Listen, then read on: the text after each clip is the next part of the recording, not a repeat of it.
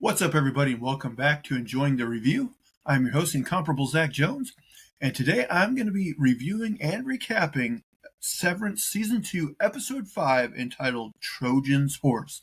Before I get into it, guys, I want to remind you to please subscribe to the channel if you haven't already. Leave thumbs up, positive reviews, all that good stuff. If you prefer, you can listen in audio form on your podcast catcher of choice. And if you like, you can follow me on social media on Twitter and Blue Sky at Zach Jones Live, ZachJonesLive. All right, guys. So I gotta say, this episode, I think, is the hardest episode of Severance to review thus far for this season. Not because it was a bad episode. I still like the episode. I'm still going to give it a 7.5 out of 10.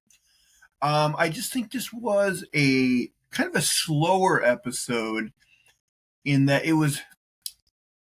this was a heavy on setup episode. You can kind of see there's all these threads they're kind of setting up, but there was no kind of big, kind of gut punch of a revelation, like there was at the end of last episode or anything like that.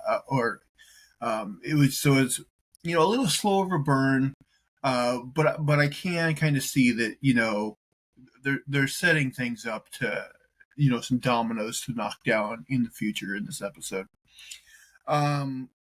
We see kind of an increase of paranoia now for Marc. After the revelation of the last episode with, the Helena Helly situation, he now doesn't, trust her anymore.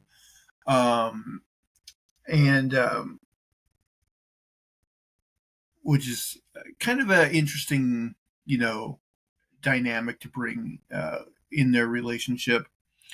And you also see, I think, possibly the beginning of the fall of Mr. Milchick. You start to see things falling apart for him, the fallout of the last episode. You start to see how management treats him this episode. Also, I'll get to it, but kind of an interesting conversation between him and Natalie, which I think will, set up some things down the road. And I can kind of see this eventually paving the way for Cobell to come back. For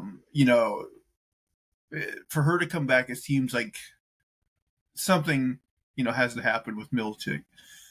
And I think they're starting to set that up heavier in this episode. And then also we kind of get some revelations about the reintegration process and Marc. I totally assumed at not the end of the last episode, but the episode before, that he was just fully reintegrated. And we learned quickly on in this episode, no, that's not the case. This is something that's apparently going to come in drips and drabs. He's got there's some more work to be done before he is fully integrated.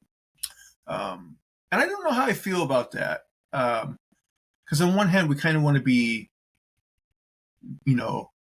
with him, and see what's a Marc that knows both sides of the story. How does he act when he's at work? And we're getting to that point, but we're not quite there yet. So like I said, and we get just a little bit more of the whole, mystery surrounding the outside Audi Irving, but not too much. So yeah, still an intriguing episode. I was intrigued by a lot of stuff in this episode, but definitely more of a setup episode than a payoff episode. So with that being said, guys, let's get into the recap. So we start off in the O&D department. And, a few episodes ago, Irving found out that the black hallway from his visions, the dark hallway, I believe they refer to it as like the export hall.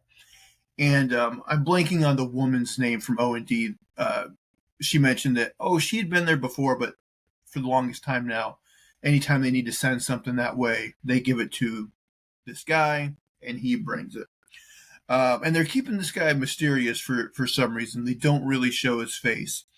But he shows up in the O&D department with a cart, and they put what looks like, I don't know what you guys think, it kind of looked like dentistry tools, is what they gave him. Again, the O&D department is still mysterious. They seem to just make, random things. And I don't know if there's any real meaning behind the things they make.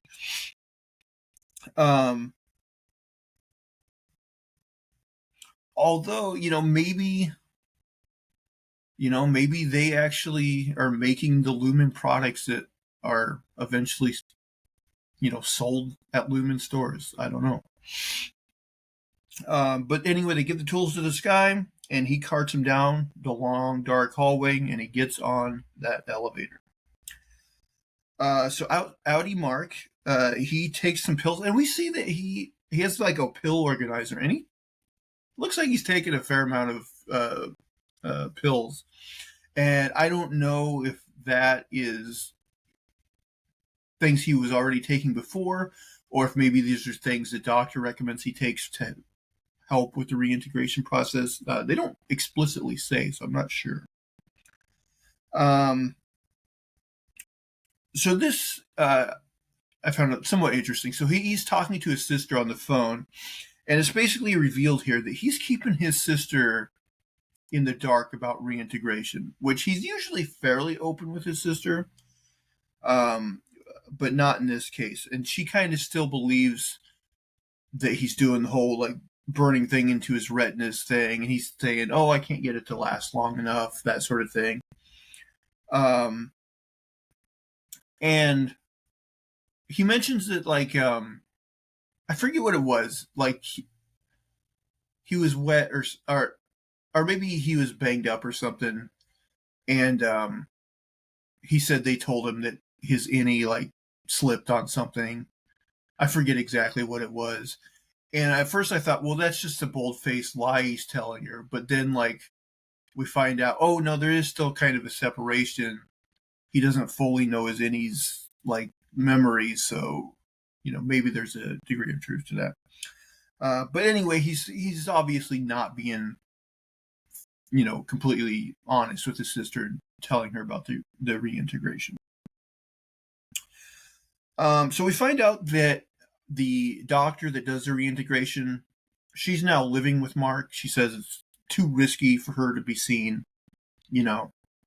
outside, or definitely like making, going in and out of his house too much as well.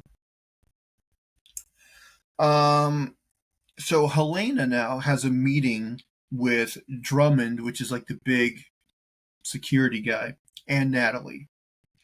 Drummond says they will not tell her father about what happened last episode with her cover being blown and all that. He tells her that she should be fine, but may experience some residual trauma from the whole Glasgow block thing, which is interesting. I kind of wonder if we'll see that in a upcoming episode. We find out that Marc is 81% complete with the Cold Harbor project, which a part of me wonders, because like this was something about that happened last season as well, where they were working on their project and they were like, will Helly be able to finish her file on time or whatever?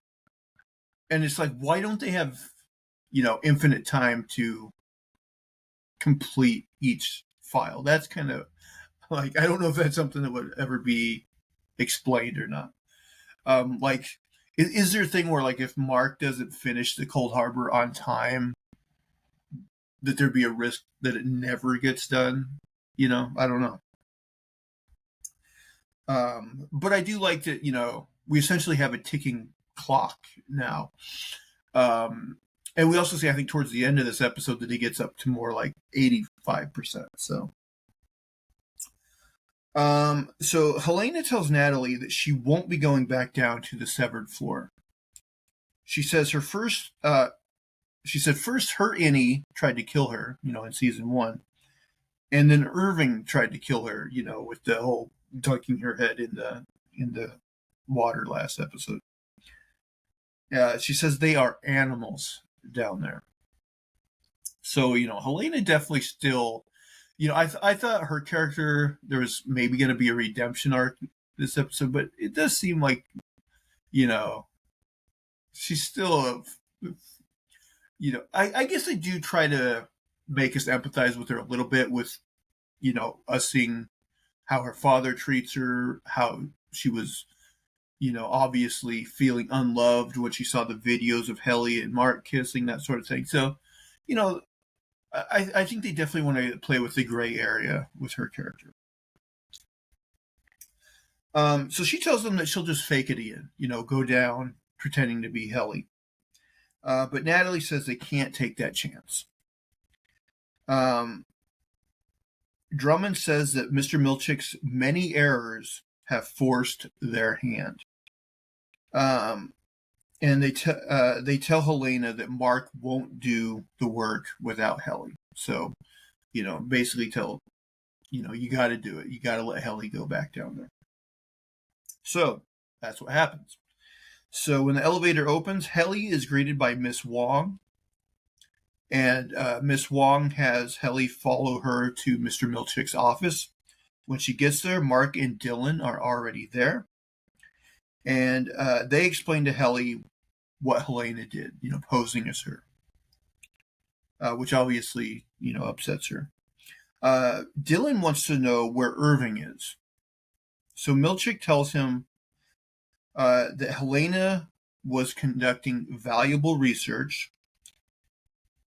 and also tells them that he had no choice but to permanently dismiss Irving, which leads Dylan to believe that he's dead, that they killed him.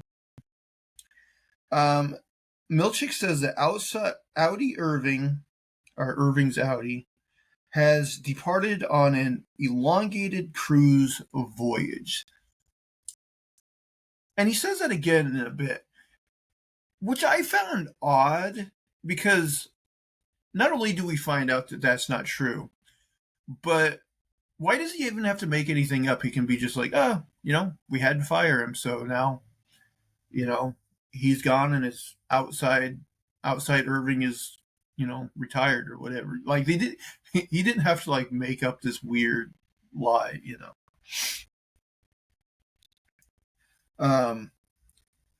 Helly says she feels violated, I don't know if she explicitly says that, but she basically says that she feels violated that Helena used her identity, pretended to be her. So Milchick tells them this story about how the King of Sweden used to blend in with the poor people in hopes of learning their true grievances, or I guess the common people, And he says that Kier Egan would do the same in his ether factories, and that Helena was just carrying on a noble tradition. I don't know why, but ether factories is an interesting thing. I don't know. So Dylan still believes that Irving is dead and asks if he'll ever come back. And Milchick says that he will not. So Milchick escorts the team back to MDR. And when they get back, they now have a 3-cubicle setup, which, Dylan just he's like, this feels wrong. And I think Helly also says, she hates it as well. Their desk pictures have already been edited to have Irving taken out. Dylan makes a snide comment towards Milchick, and Milchick threatens to take away, certain privileges, which he is, of course, referring to the visitations with Dylan's Audi family. Dylan asked Milchick to let him have a funeral for Irving because, to them, it is basically like he's dead. And so Dylan was trying to get Marc on his side. And Marc says he supports the funeral as long as they make it quick, which kind of angers Dylan. Milchick says he will see what he can come up with. Dylan being upset with Marc, he kind of raises the cubicle divider between them. So we can tell Marc's not quite right. There's definitely something bothering him. Marc starts coughing and he goes to the bathroom. And this will be something they see throughout this episode. There'll be several different instances where he starts coughing. And so I think the implication I would think is that, maybe just like with PD, maybe the reintegration process is, messing with him, making him kind of sick.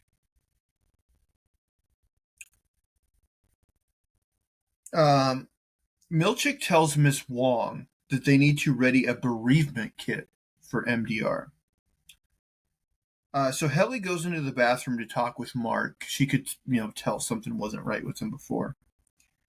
And she seems surprised that Marc, couldn't tell that Helena, wasn't her. And Marc says that Helena acted like her or vice versa. And he's like, I don't really know you. And Helly's like, yes, you do, So again, and he's going to explain it in a scene a little while ago, like, because I got to say, even when I was watching this, I didn't totally put together, like, what his point of view was, why he was being this way. But then once he explains it, I'm like, oh, kind of makes sense,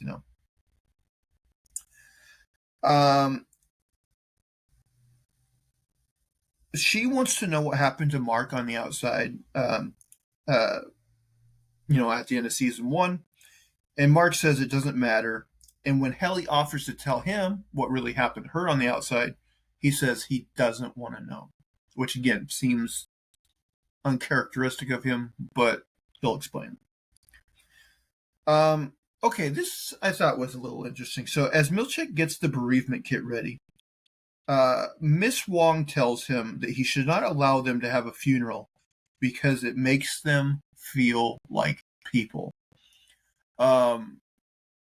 The Miss Wong character is interesting because she definitely is very cold towards the severed people. We also saw this, I think, in episode 1 of this season where, Marc's saying like, oh, I made 4 new friends today. And she's like, no, you made 3 new friends. We're not friends, basically. So that's her character is interesting. And then they seed some tension between her and Milchick, where she reminds Milchick that his first performance review is today. And they kind of have this tense, back and forth. He has a line back to her where he kind of puts her in her place as well. So that's kind of interesting. Also, I think one of them mentioned that usually they only get out the bereavement kits when an employee actually dies on the severed floor, which I thought was interesting. It's like, has that happened before? Is that a common occurrence? So at the funeral, they all get cups that have Irving's face on them. And randomly, they have a 9-second moment of silence. Dylan gives a eulogy for Irving, and he expresses regret for not helping Irving. I think he just says it was like his last request. He's, of course, referring to, helping him find the dark hallway. Milchick gives them Irving's head made out of watermelon. Of course, the whole fruit eating motif from the first season. Helly and Dylan get upset that Marc tries to leave the funeral early. And Marc's like, hey, Irving's not dead. He's just not here. Dylan reveals to Helly the whole thing about Miss Casey being Outie Mark's wife. So Mark leaves, and Helly's definitely like, what's up with him? So she follows him out. And she presses Mark about his bad attitude and, basically tells him, hey, like, don't push away from us. Like, we can help you. And he's basically like, there is no we. And so Mark says that it's hopeless. I found his attitude here interesting. He's like, it's hopeless. Management knows everything because Helena told them everything, which is true. So now Mark, he knows that they know. The whole Miss Casey thing is not a secret. And Severance, the show as a whole, definitely plays on themes. I mean, I think the major theme is how corporations, companies treat their employees, usually not well. And, I think a lot of people have worked jobs where they get this feeling, where it's like a sense of hopelessness. The sense that, the people I work for got me by the short hairs, and there's nothing I can do. And I just kind of got to go on as well as I can. That's a bad feeling, but I think, most people who have worked, regular jobs can definitely, empathize with that feeling.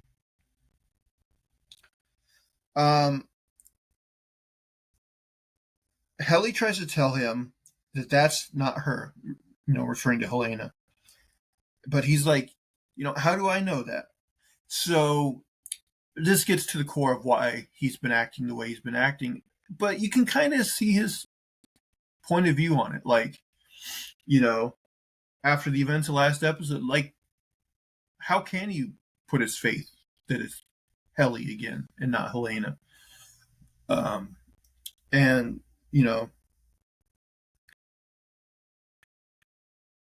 she says that, he doesn't know that it's her for sure, but he just has to trust her. She says not everything here is a lie, and tells him to stop being, a jerk, basically. So, okay, another interesting little scene. Milchick meets with Natalie and asked her how she felt when she received the weird paintings, that he received of, the Cure paintings, but of a black man instead. And she kind of refuses to answer and, brings him to his performance review. But both in that scene and the scene between them when he first got the paintings, that actress definitely does a thing where, she kind of tells him, with her eyes, because she can't tell him with her mouth, that, yeah, it was messed up. It's weird. And so you kind of got to wonder if he's trying to, I think he's trying to suss out what, whether she can be an ally for him or not, which is, interesting. Dylan says goodbye to Irving. Here's, Watermelon Head. And then he notices the hang in there poster on the break room. And, I didn't say this last episode, but I definitely thought of it later on because, Irving made the whole point of, telling Dylan, hang in there. And then, like, it occurred to me, like, oh, yeah, there's a bunch of hang in there motivational posters at, various places of work. So I'm sure he's going to see one of those. And that's exactly what happened. I wish I would have called my shot last episode. I didn't think of it at that time, but it occurred to me later on. I was like, oh, that's definitely what it's going to be. And yeah, that's what it was. So yeah, he notices the hang in there poster, and on the back of it, he finds Irving's drawing of the dark hallway taped to the back of the poster. And on the back of that drawing are basically the directions of how to get there from O&D, which we figure he must have got from, again, I forget her name, but the black woman who works, as kind of the head of O&D, that was Bert's partner. So we see Dylan put the picture back behind the poster, and I don't know if we're supposed to get the sense that, maybe Dylan is like, oh, I'm just going to ignore it because I don't want to jeopardize my visitations with, Dylan's wife, or if he's like, I'm going to put it here for now so it's not found. I think for story purposes, like, I think it probably is like, he's like, oh, maybe I just let this lie so that I don't jeopardize things, but eventually something's going to happen to where he's like, no, I need to do it. And he'll go back and get the note, I think. Okay, so now Drummond and Milchick are having his performance review. Drummond tells Milchick that he has three big complaints about him. One is that he uses too many big words, which is an interesting complaint. I'm sure there's some social commentary in that, but I don't know exactly what the writers were going for. He says number 2 is that on many of his daily logs, the paper clip was installed back to front, which led to confusion as to where in the document to begin reading. I do like that there's just kind of like a very like, kind of bland, like office type complaint there as well. It just adds a little bit of flavor to the inter-office weirdness that permeates in all the Severance, really. But it was interesting. But he says 3. The big one is that first of all, the new team that he hired at the beginning of the season didn't coalesce. They didn't work. And then he installed kindness reforms, which I think he's kind of referring to, the break room and getting rid of the cameras, that sort of things. And he basically says doing those things did not deter curiosity or idling by the team once they returned, the original team. And he said also there's the events of last episode where Helena's identity was exposed and Irving had to be fired and he could have seriously injured Helena, all those things. Drummond tells Milchick that Marc's completion of Cold Harbor will mark one of the greatest moments in the history of the planet. I gotta say, of all the mysteries in Severance, I think that's the biggest one. I mean, we got it, they've given us the clue that Marc's doing the Cold Harbor thing is, presumably doing something to Gemma / Miss Casey. And I've heard this theory online. People have that like Lumen's ultimate goal is basically to create a labor force of like, slave labor basically that'll do whatever they say. And I think that makes sense. And I think that's interesting.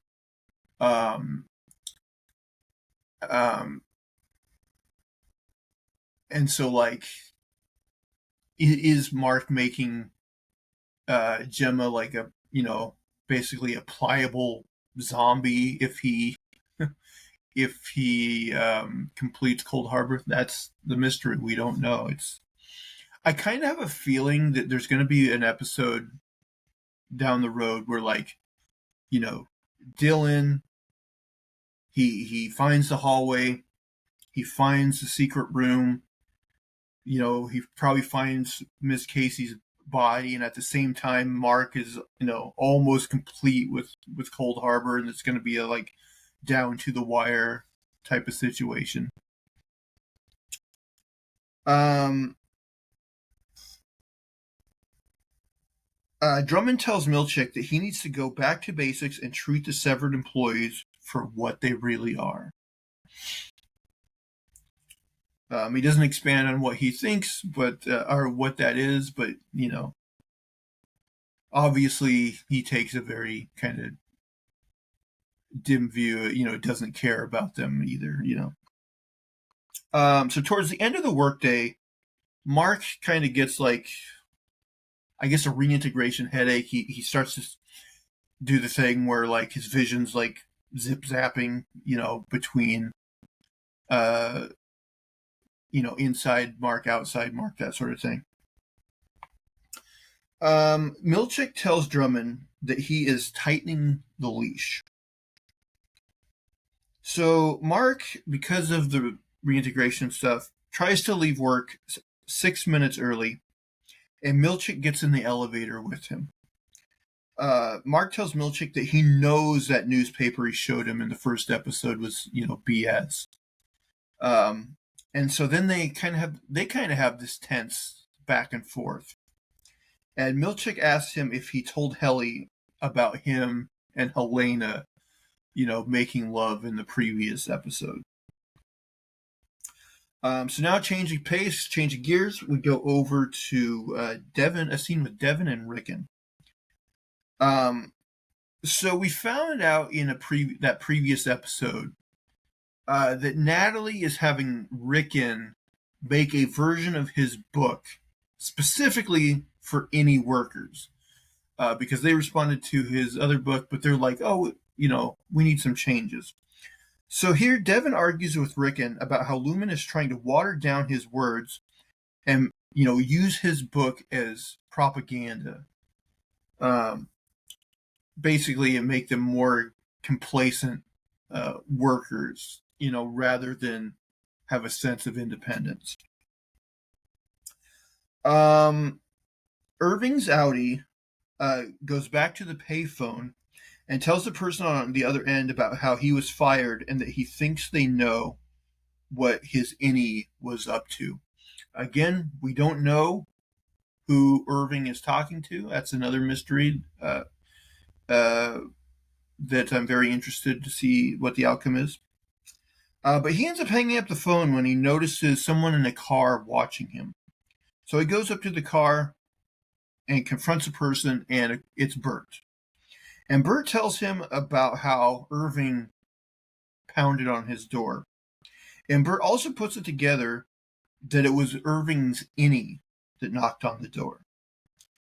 He tells Irving that he also got fired a couple weeks ago.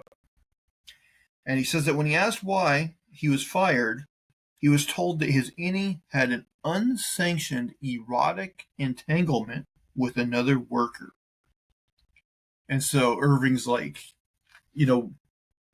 what, like, was that supposed to be us? Or, I think he has something like that. Anyway, Bert invites him to his house for dinner with him and his husband. And basically to, talk things through, see if they can figure out what's what. And Irving agrees to that. Back at home, Marc wonders. He finds what he thought was the cremated remains of Gemma, and he has to talk to her like, who is this? Like, who do I have? And she basically tells him, hey, like Lumen, they have people at the morgue that they can pay off. And so they just found somebody's body, and that's who he ended up with. And I think Marc even kind of repeats that line from earlier, only now with Gemma, where he's like, she's not dead, she's just not here. Marc continues to cough, so again, they're kind of setting up to, maybe the reintegration is making him sick. He says he wants to do another reintegration treatment, but the doctor says she needs one more day. He asks her if they are hurting Gemma, And she says she doesn't know.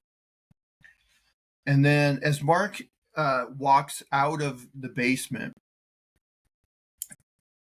in his mind, he starts hearing, Gemma / Miss Casey's voice from season 1, where she was telling inside Marc facts about outside, or any Marc facts about outing Marc.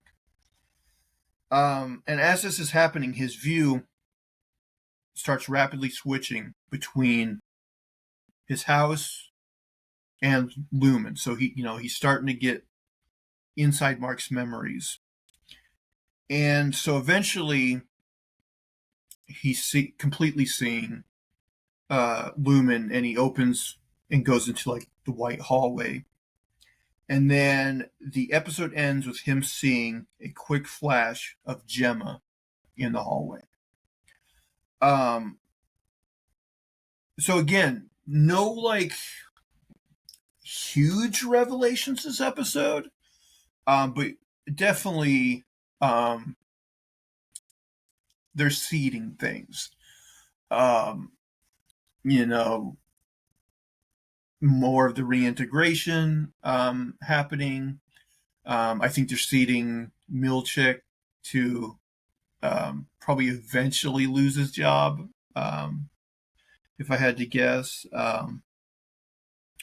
They're seeding Dylan, who I, assume will eventually go back for that note and find the hallway. They're seeding Irving, having some sort of clandestine thing going on with a mysterious person on the other end of the phone. So again, lots of intriguing setup. Still a very enjoyable episode. Just not a lot of nothing of real shock value or anything like that. But again, a very solid episode. I enjoyed myself. But guys, I think that's going to do it again for this week. As always, if you will, subscribe to the channel. You can subscribe in audio form on your podcast catcher choice. Thumbs up, positive reviews, all that goodness. And of course, you can follow me on social media on Twitter or Blue Sky at Zach Jones Live, ZachJonesLive. But until next time, guys, I hope you're enjoying the review. Bye, guys.